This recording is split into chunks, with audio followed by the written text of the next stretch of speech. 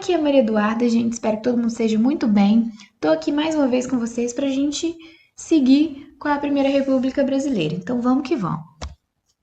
Gente, eu trouxe de novo esse slide que eu havia trazido na aula passada para que vocês possam realmente guardar e entender esses nomezinhos, tá? São importantes. Na aula de hoje, a gente vai falar sobre as duas primeiras fases da República, que foi o governo provisório e a República da Espada. Essa parte vermelhinha aqui a gente vai falar hoje mesmo, tá? Aí fica como assunto para uma ou duas aulas próximas, provavelmente, a República Oligárquica, tá bom? Que acaba aqui. Aí é um período mais compridinho, a gente vai falar sobre a República e os movimentos sociais que aconteceram. Então vamos lá. Gente, o governo provisório, que foi esse período bem curtinho de 1889, a partir daquele dia que foi dado o golpe, 15 de novembro de 1889, até 1891, quando foi criada a nossa Constituição. Esse foi chamado de governo provisório. Ele foi cheio de medidas que foram chamadas de medidas emergenciais. Então vamos lá, gente. O primeiro tópico aqui, banimento da família real. Eu coloquei da família imperial, né? Eu coloquei até destacado que isso aqui até mostra como que foi realmente um golpe. Porque olha só, Dom Pedro, né, bonitinho aqui, essa foi a última foto que a família real tirou antes de ir embora. É lógico que ela não tirou sabendo que ia embora, porque foi assim, gente, de uma hora para outra. Quando era no dia 16, o golpe foi dia 15 de novembro. No dia 16 de novembro, já chegaram para avisar para o Dom Pedro, falaram assim, bateram lá, né, chamaram Dom Vossa, não sabia nem se falava majestade mais, né, porque ele não era imperador, mas enfim, chegaram e falaram pro Dom Pedro que ele teria que sair do Brasil, do país que ele nasceu, então assim, ele foi realmente expulso. E foi uma surpresa para Dom Pedro essa expulsão dele. Foi um golpe, gente, assim, para ter a garantia de que Dom Pedro não voltasse, porque ele tinha popularidade, a Princesa Isabel tinha popularidade em algumas camadas sociais, né? Existia muita gente que queria o império ainda. Então, assim, para que não tivesse o risco de Dom Pedro instaurar uma revolta e poder tomar o poder, retomar o poder dele, baniram toda a família real já no dia 16, 17 mesmo. Então, assim, chegaram no dia 16 falando que ele teria que sair e na madrugada do dia 17 já foram logo pedir para ele se arrumar e ele se apressar e sair bem rápido. À noite mesmo, porque se fosse de dia ia poder ter manifestação popular, enfim. Então foi às escuras, na madrugada mesmo, eles saíram e tiveram que ir embora. Toda a família real, a princesa, Isabel, o marido dela, que eu havia falado para vocês, que era até temido, né, que fosse o próximo a governar o país, todos foram. Os filhos da princesa Isabel, enfim. E, gente, eu queria falar só mais ou menos assim, porque eu não sei se fica um pouco solto, como que foi esse golpe, tá? Antes da gente dar sequência às outras medidas do governo provisório. O golpe foi o seguinte: o Marechal Deodoro, ele estava ainda doente, já era velhinho e tal, estava doente de cama, deu uma melhorada. Então ele foi, já estavam organizando há dias, tá? Os militares já estavam organizando essa derrubada do primeiro-ministro Ouro Preto, já estavam organizando essa derrubada do Império há um tempo. O Marechal, ele não queria a derrubada do Império, mas ele queria a derrubada do primeiro-ministro, então ele foi com vários militares da escola militar mesmo, com vários, enfim, do exército, foram, invadiram o gabinete, passaram pelas Forças Armadas, que inclusive, né, tinha militares que estavam no gabinete, que estavam de acordo com essa derrubada, então houve a comunicação assim para que o Deodoro pudesse chegar diretamente no primeiro-ministro Ouro Preto. Chegou lá, derrubou o primeiro-ministro, já falou assim: olha, acabou o seu governo, acabou, sai daqui. E pronto. E fala para o Dom Pedro que ele também tá na nossa. Que ele também já vai cair nesse governo, do jeito que tá, a gente não vai aceitar. E pronto, saíram.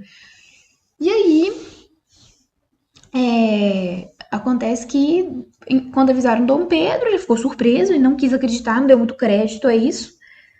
Mas acabaram que avisaram que ele teria que sair do Brasil depois. Aí ele até, gente, foi um choque pra ele mesmo. Quando teve que ser banido, né? O país que ele nasceu e tal. Ele, inclusive, levou um pedaço da terra, terra mesmo no bolso. Pegou terra do chão, levou no bolso. Que ele morreu na França. E queria carregar a terra que ele foi, porque ele queria ser enterrado na terra brasileira. Aí depois que ele foi trazido pra cá. Mas enfim, voltando lá no golpe. O, o Marechal Deodoro, ele se tornou republicano depois que soube que não ia dar certo, porque o outro primeiro-ministro que Dom Pedro poderia indicar, ele também não simpatizava não, tá? Então ele viu que realmente não teria jeito, que o império já tinha caído praticamente por si só e teria que vir a república mesmo. Mas, gente, voltando aqui, quais foram as medidas, né, do governo provisório? Foi banida a família real imediatamente, tá? Imediatamente. Como eu falei, para não ter o risco de que Dom Pedro pudesse levantar um grupo e voltar ao poder dele, fazer uma revolta, uma manifestação. E, gente, depois disso, eles já dissolveram, né? Dissolveram a Câmara dos Deputados, dissolveram toda a estrutura, né? Tiraram o Executivo, federal, que era a família, né? O Dom Pedro, acabaram com o Legislativo também, com a Câmara. E assim, o que eles fizeram foi, para poder legitimar, né, o governo novo, eles chegaram na Câmara Municipal mesmo do Rio de Janeiro, juraram fidelidade à Câmara, ao Brasil, à pátria. E isso foi bem irônico, porque depois eles dissolveram a Câmara também depois de alguns meses aí, ou um ano, não sei, assim, mas bem rapidinho dissolveram a Câmara já. Mas é o seguinte, aqui mesmo eles já decidiram que eu deixei destacado, ó, separação entre igreja e Estado. Isso é muito importante, tá, gente? Não só porque a gente continua assim, mas isso foi muito importante, porque isso gerou revolta também, tá? Separação entre igreja e Estado. O Brasil já é muito católico naquela época, assim, essa separação da igreja e Estado, muita gente considerou que a república era coisa do capeta mesmo, coisa do anticristo. Porque tirou, por que separou a igreja, gente? Coisa do anticristo. Então, assim, muito importante, tá? Nesse sentido aí. Aí foi preciso criar uma nova bandeira porque tinha o símbolo do império na bandeira, né? E a bandeira, ela faz parte. Os símbolos nacionais, eles fazem parte, são um desenho, né? Uma simbolização mesmo da identidade nacional. Então, tiveram que mudar uma nova bandeira, assim, nos primeiros dias, foram as primeiras medidas, essas medidas emergenciais foram as primeiras. E aí, por último, eles convocaram uma Assembleia Constituinte que votou, que criou a nova Constituição e foi quem votou, as pessoas que constituíram a Assembleia mesmo, que votaram no presidente, que foi o primeiro, foi o presidente que já era aqui no governo provisório, o Deodoro da Fonseca, tá? Então, gente, como eu falei, para legitimar, teve que ser criada uma nova bandeira, e eu peguei aqui na agência do Senado essas fotinhos aqui das bandeiras que a gente já teve aqui no nosso país. A princípio, a ideia seria essa bandeira, né, gente? Muito plágio dos Estados Unidos. Tanto que eu não falei que era bem forte o grupo republicano, né, mais presente, que estava na Constituição também, era o liberal. Inclusive, o Brasil se chamou Estados Unidos do Brasil. Nosso país se chamava Estados Unidos do Brasil. Então, a bandeira seria essa. Só que seria muito difícil de se identificar com essa bandeira. Então, assim, para poder se identificar com a bandeira que a gente já tinha, ó, decidiram manter bem parecido, né? Só não o losango não encosta mais nas pontinhas, tiraram o símbolo do império, mantiveram as cores por uma questão de identificação, tá, gente? Porque as cores, o verde e o amarelo que a gente tem aqui, ó, são pela dinastia mesmo, que é a dinastia portuguesa do Dom Pedro e austríaca da Dona Leopoldina, a primeira esposa dele. do Dom Pedro I, no caso, tá, gente? Dom Pedro I, dinastia de Portugal, e da Dona Leopoldina, que é austríaca. Então, assim, para manter a identificação, olha como que é parecida. Colocar essa bandeira aqui e aí começou-se a considerar que o verde era das matas, o amarelo do ouro e o azul, esse aqui dizem que é o céu do dia 15 de novembro, né, quando se proclamou a República, enfim. E a frase do positivismo, né, gente, que é bem forte. Então, gente, o próximo slide também é muito importante para essa questão de legitimar por meio dos símbolos, tá? Gente, vocês já viram esse quadro, tá? Essa representação. Eu já trouxe para vocês, inclusive, vocês devem ter visto na aula sobre Inconfidência Mineira. Essa é uma representação de Tiradentes, esquartejado. Por que que eu trouxe, gente? Vocês lembram o que acontece com a gente todo ano, no dia 21 de abril? É o nosso feriado em homenagem ao Tiradentes. E esse feriado foi criado justamente pelos republicanos, porque precisava-se de um herói nacional para poder tornar legítima a república, né? Então, foi escolhido o Tiradentes para ser esse herói nacional. E olha só, essa pintura, inclusive, ai, me parece isso aqui, mas olha só. Aqui a gente tem a assinatura do artista e o ano. Aqui, ó, 1893. A gente estava na República da Espada aqui, no governo Floriano, no ano dessa pintura aqui, tá? E por que que ela é tão importante, gente? Assim, que eu trouxe para vocês, e pode ser perguntado isso também, é bacana, interessante vocês compreenderem isso. É o seguinte, o positivismo, ele tem muito a ver isso de criar heróis nacionais, ele era bem forte, né? Tiradentes não foi aleatoriamente, assim, é porque eles foram buscar na história quem era republicano.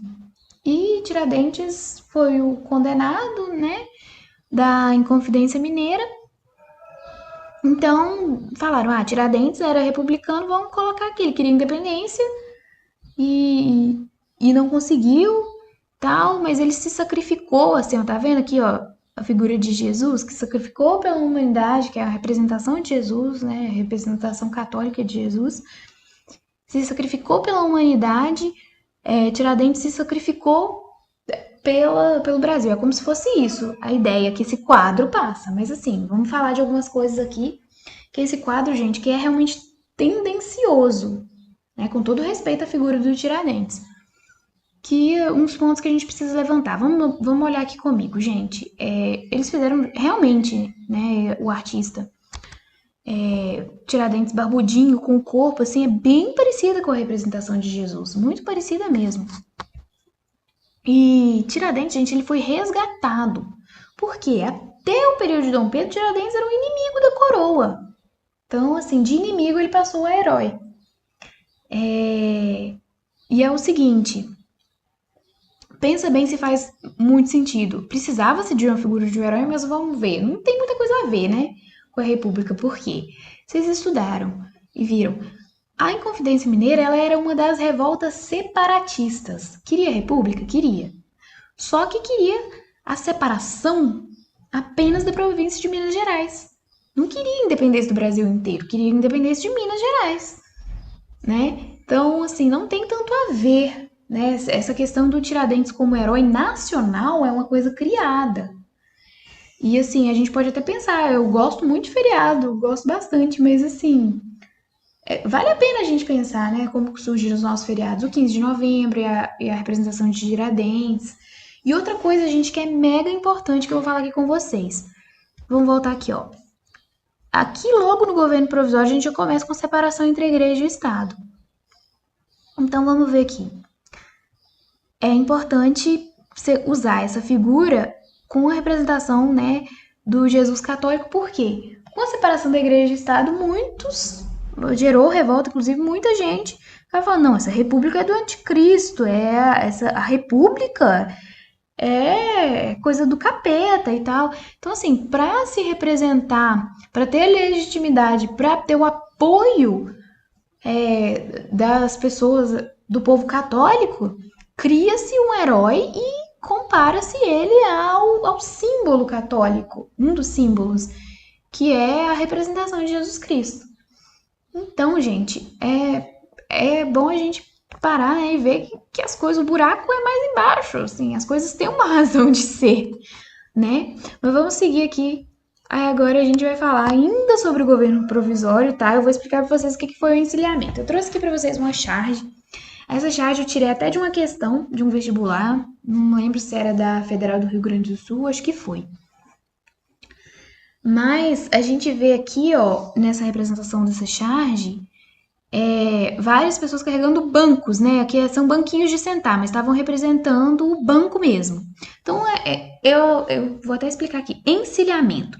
Tem a ver, carregando banco, a gente já pensa, né? Tem a ver com a política econômica. O encilhamento, gente, é um nome até pejorativo para uma política econômica do ministro da Fazenda na época, que era o Rui Barbosa. Foi colocado lá no governo do Deodoro, tá? No governo provisório, o ministro da Fazenda é o Rui Barbosa. E o que era essa política de encilhamento? Encilhamento, gente, era colocar a cilha. O que é a cilha?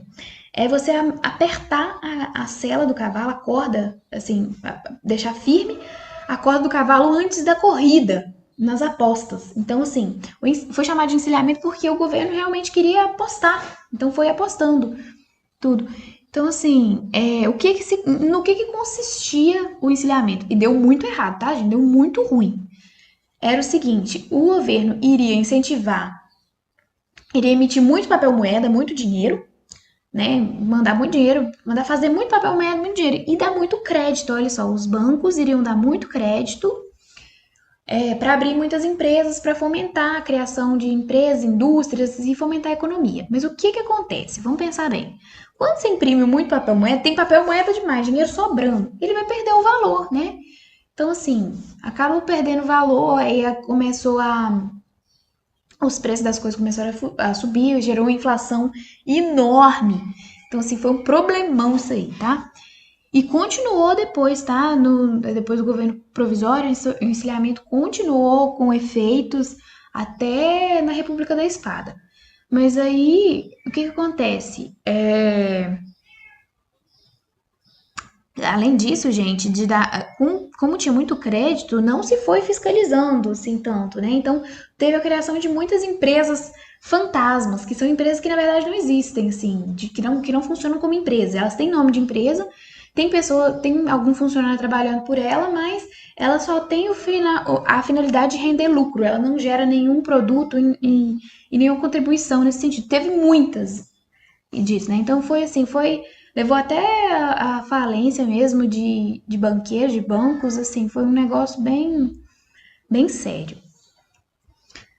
Mas aí vamos falar então da Constituição, né? Que aí a gente, com a Constituição, a gente tem a primeira eleição indireta, tá? A nossa primeira eleição para presidente foi indireta. Aí a gente tem a República da Espada. Mas foi montada a Assembleia Constituinte em 1891, durante o governo provisório ainda. E o que a Constituição trouxe para a República, né? Como que ela direcionava e regia a República? Bom, gente, o Estado brasileiro, ele seria governado por uma tripartição de poderes. E esses três poderes teriam que estar em equilíbrio. Isso é muito importante, tá, gente? Que a gente tem até hoje essa tripartição e equilíbrio de poderes. O que é essa tripartição? Vocês já estudaram, né, de Montesquieu, é inspirado em Montesquieu.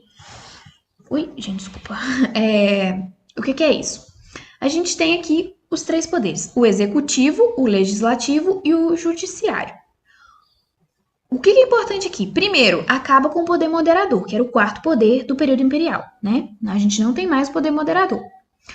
E é importante a parte do equilíbrio entre esses poderes, porque a gente escuta muito falar em ditadura. Mas o que é ditadura, gente? É quando um dos três poderes manda mais que o outro, é mais forte do que o outro, controla os outros. Então, a gente tem ditaduras do legislativo, mas aqui no Brasil não, tá? Pode existir, mas No Brasil, as nossas ditaduras que a gente já passou são ditaduras do executivo. Então, assim, só falando rapidinho, a gente tem o executivo, que na esfera federal é o presidente, o legislativo são os deputados federais, o Senado Federal, e o judiciário é o Supremo Tribunal Federal. E na esfera estadual, a gente tem. Na esfera estadual, a gente tem o executivo, são os governadores, o legislativo são os deputados estaduais, e o judiciário é o Tribunal Superior Estadual, né? Aí não tem. Aí no municipal a gente tem os prefeitos como executivo, os vereadores como legislativo, e a gente não tem uma esfera municipal do poder judiciário. Mas esses três poderes, gente, eles têm que ter equilíbrio. Por isso que os deputados eles têm que votar as propostas do presidente, e o presidente também pega as propostas da Câmara e ele veta, ou ele sancionar que ele vai aplicar. Então tem que ter essa troca, tá? Isso que garante o equilíbrio. A ditadura é quando um dos três poderes, e em geral é o executivo, é maior do que os outros. Então vamos lá. E essa Constituição, ela tinha essa tripartição, agora acompanhando aqui comigo, gente. O segundo tópico. Ela era federalista, que era aquilo que eu expliquei para vocês, em que os estados tinham autonomia para criar suas próprias leis, então ela tinha uma relativa descentralização. Centralização seria aquele executivo, né, o governo federal mandando no governo estadual, assim, o governo estadual submetido ao governo federal. Então, os estados, eles tinham mais autonomia, então era descentralizado, entendeu? Era mais, assim, espalhado, em vez de ser centralizado. Vamos pensar, atualmente, não nessa época, gente, mas atualmente a gente tem lá em Brasília, né? Porque Brasília é a nossa capital, então a gente vem até essa ideia de estar no centro. Centralização seria o quê? O executivo mais forte. Mas aí cada estadozinho tem o seu ponto. Aí isso é a descentralização. Eu acho que deu para entender aqui, né? Mas vamos lá. A Constituição, então, estabelecia que a eleição para os cargos de executivo e legislativo teriam que ser direta, tá? E por que o primeiro, então, o presidente foi de forma indireta? Porque o povo não estava preparado apto para a república. Primeiro ia ter a eleição indireta, um governo republicano, aí começou um governo republicano e o povo poderia se habituar e estar apto a votar. Era a justificativa, né? O mandato presidencial seria de 4 anos e sem direito à reeleição. Sufrágio universal. Por que eu coloquei entre aspas esse terceiro aqui? Sufrágio, gente, é o direito de voto, tá? O direito de voto e de candidatura. Por que eu coloquei universal entre aspas? Era um sufrágio universal masculino, para começar, né? Começou aí, inspirado mesmo na Declaração do Direito do Homem e do Cidadão lá na França, né? Em que todos os cidadãos teriam direito de votar, assim, independentemente da renda. Que eu acho importante vocês lembrarem, gente, presta atenção agora. Acho importante vocês terem os conceitos do que é voto censitário e do que é o voto. Enfim, que eu vou explicar depois mais pra frente, que a gente tem o voto de cabresto, mas o voto censitário, ele é o voto em que as pessoas que votam são aqueles que têm terra, que têm renda, né? Não necessariamente terra. É porque na época do voto censitário, terra era sinal de dinheiro, de renda.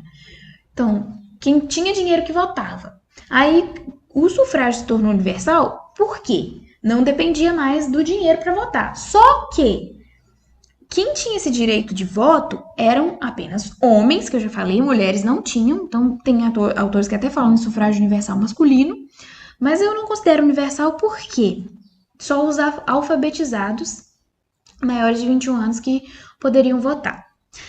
Alfabetizados, a gente até destaquei aqui separado, homens, já começa a se excluir as mulheres, né? Então já não é tão universal assim. E alfabetizados, aí, gente, naquela época já se exclui, tipo, praticamente a população inteira. Acaba que, tipo, nem 5% da população votava. Então, assim, era uma representatividade muito baixa nas eleições.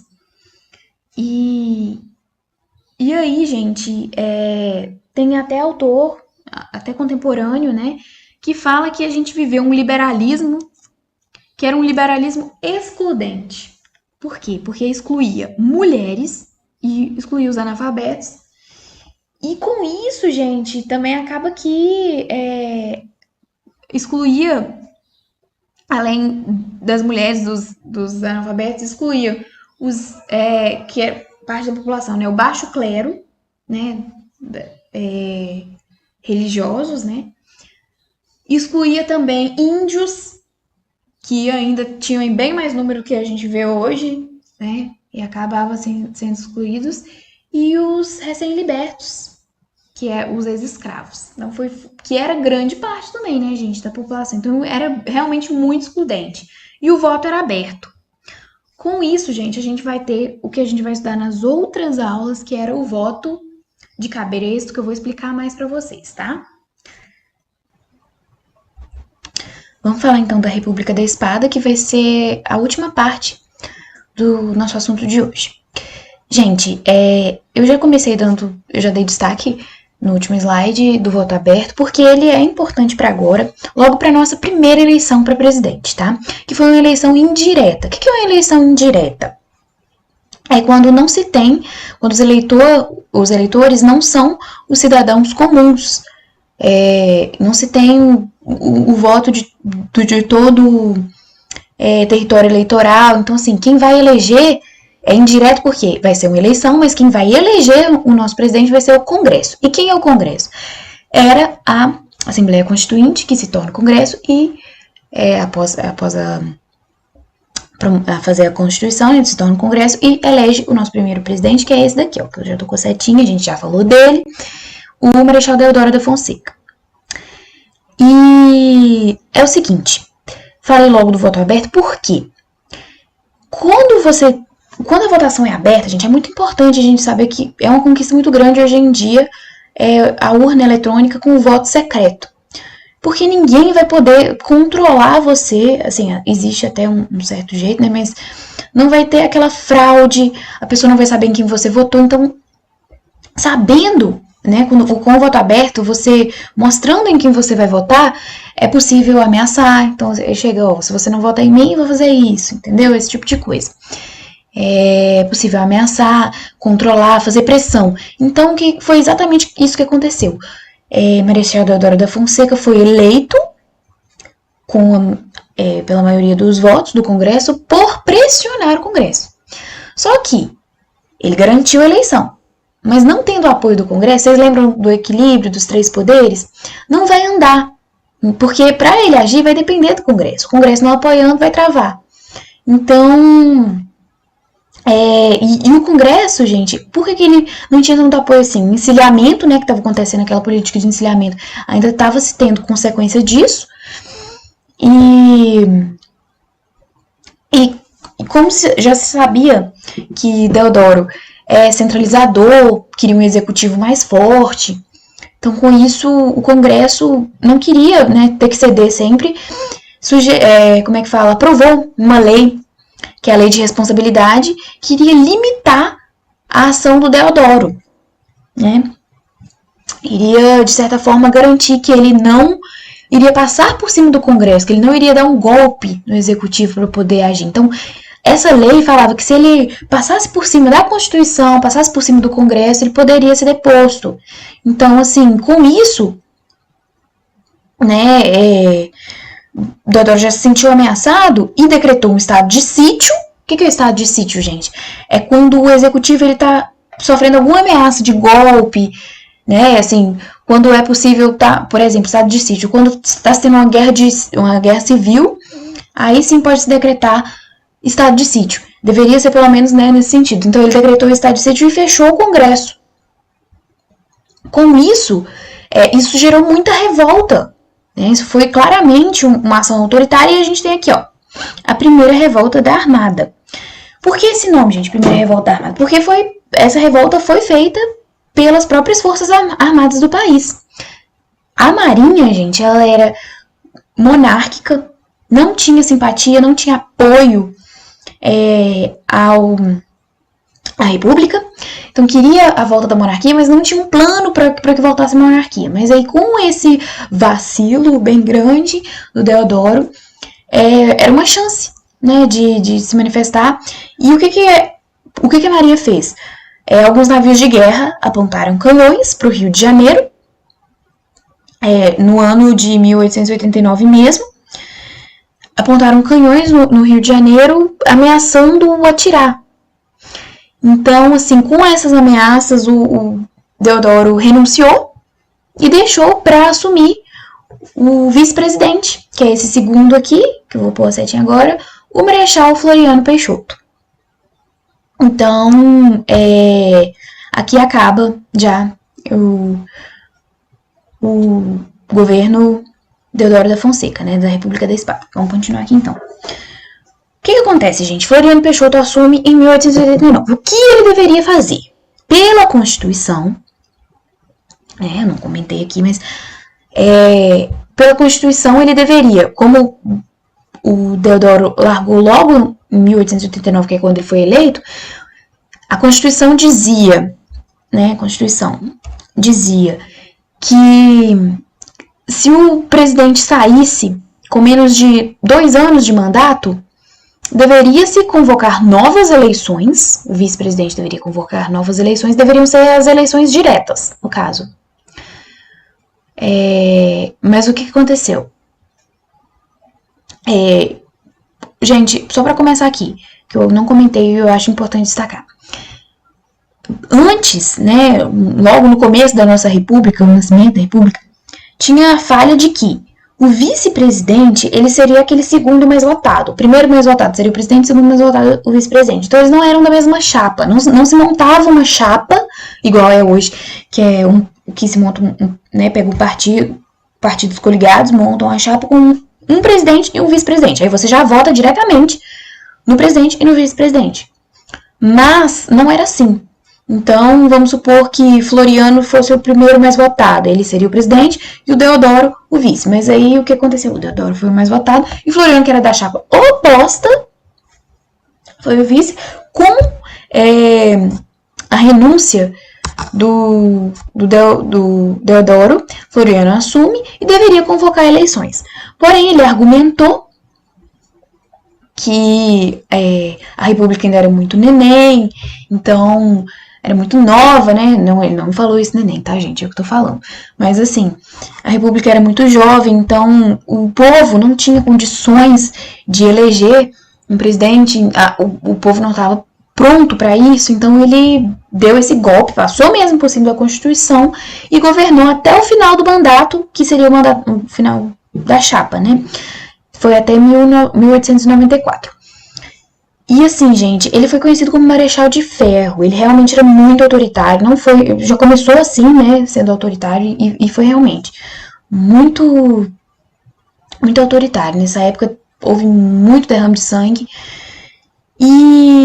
Mas isso mesmo, gente, essa questão dele já começar de forma irregular, passando por cima da Constituição com esse golpe, gerou a segunda revolta da Armada. A primeira, as duas foram na República da Espada, né? A primeira com o Deodoro, a segunda com o Marechal Floriano Peixoto. A segunda revolta da Armada, que também foi pelas Forças Armadas, foi pelo seguinte. A motivação dela foi, em 1893, tá, gente? A motivação foi 13 generais mandaram cartas manifesto pedindo que o Deodoro convocasse eleições, que o Floriano Peixoto convocasse eleições. E ele puniu todos esses generais. Então, com isso, com essa punição, né, com essa autoridade, tudo, autoritarismo na verdade, né, gente, diferente de autoridade. Com isso gerou na Marinha a segunda revolta da Armada, que fez a mesma coisa, apontou os canhões em direção ao Rio de Janeiro e ameaçou atirar. Mas foi contida nesse ano mesmo, com apoio de navios estrangeiros. Foi controlado, então, e assim, com esses feitos, né? O Marechal Deodoro, Marechal de Ferro, ele é bastante conhecido, assim, como é que se diz, positivamente, o que é questionável hoje em dia, né? Mas vamos falar agora desse terceiro tópico aqui, eu explico melhor. A Revolução Federalista, gente, que também foi uma revolta que aconteceu durante a República da Espada, no governo do Floriano Peixoto, foi o quê? Foi no Rio Grande do Sul, porque o Partido Republicano, que era liderado pelo Júlio de Castilhos, que era o governador, era um partido que defendia a centralização. Então tinha o apoio e apoiava o Floriano Peixoto, enquanto que os federalistas do estado, né, do Rio Grande do Sul, queriam seguir mesmo a Constituição, queriam um pouco de descentralização, mais autonomia dos estados mesmo. Então, isso gerou, gente, não é como hoje, né, essa democracia, assim, debates, isso foi realmente uma guerra, assim, foi um banho de sangue, né. Então, os federalistas, eles foram liderados, né, entre umas das lideranças federalistas foi o Mercindo Saraiva. Eles começaram a disputar, formaram mesmo uma guerra civil. Então, e eles tiveram, né, olha só o tanto de tempo que durou essa Revolução Federalista, 1893 a 1895. Eles tiveram o apoio das Forças Armadas, né, da Segunda Revolta da Armada, que ajudaram, né, na invasão, na tomada, não sei a palavra, mas assim, foram juntos para um combate na cidade de Desterro, que é a capital de Santa Catarina. Desterro, gente, é a atual Florianópolis. Florianópolis parece o quê? Floriano, tá? Aí eu explico mais agora por que mudou de nome. Mas enfim, foi um banho de sangue e era assim, no caso, né, as tropas que defendiam o Partido Republicano, né, de Júlio de Castilhos eram os chamados pica-paus, porque eles tiveram o apoio do Floriano, então foram enviados, né, parte do exército e tal, e o uniforme, pelo uniforme, né, o chapéu e tal, pareciam pica-paus, uniforme preto, acho que com azul, não tenho certeza, mas teve esse nome de pica-pau por causa do uniforme dos soldados. E os federalistas eram os maragatos. Maragatos. Isso, talvez para entender. Mas enfim. Com isso, gente, os maragatos tiveram apoio da Segunda Revolta Armada e durou um tempão, tá, para conter essa Revolução Federalista. Ela não foi contida pelo Floriano Peixoto, ela foi contida pelo Prudente de Moraes, que foi o próximo presidente, que foi da República Oligárquica, que a gente vai falar na próxima aula. Mas pelo grande controle, assim, força militar, pelo Marechal de Ferro, a cidade de Desterro, que é onde teve também realmente um banho de sangue, ambos os lados, gente, tanto os maragatos quanto os pica-paus, eles capturavam os inimigos, quando chegavam, assim, degolavam, foi mais de 5.000 pessoas que morreram, foi uma grande perda mesmo. Mas aí a cidade de Desterro ganhou em homenagem a Floriano Peixoto, o nome de Florianópolis, e existe até o momento atual, assim, para voltar o nome a Desterro, porque, assim, é uma homenagem a um ditador mesmo, né, e foi um lugar, um palco, né, de Desterro ou Florianópolis, foi um palco de muito banho de sangue. Mas é isso, gente. Depois houve a eleição, né, a eleição direta em 1894, que elegeu o primeiro presidente da República Oligárquica, presidente paulista, Prudente de Moraes, e a gente vai falar dele e vai falar quando a gente for falar mesmo da República Oligárquica e dos movimentos sociais que aconteceram durante a Primeira República do Brasil na sequência, tá? Não na aula de hoje. Então, vamos encerrar a aula de hoje e a gente continua na próxima.